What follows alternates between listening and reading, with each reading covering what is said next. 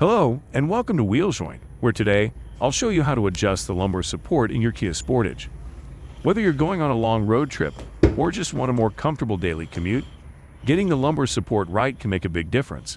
So, let's get started.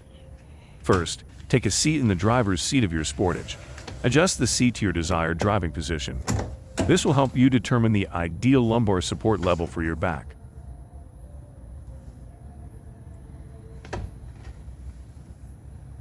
The lumbar support can be adjusted by pressing the lumbar support switch on the side of the seat. Press the front portion of the switch to increase support, or the rear portion of the switch to decrease support. As you make these adjustments, pay attention to how it feels against your lower back. Release the switch once it reaches the desired position. Experiment with different settings until you find the one that provides the most comfort and support for your lower back.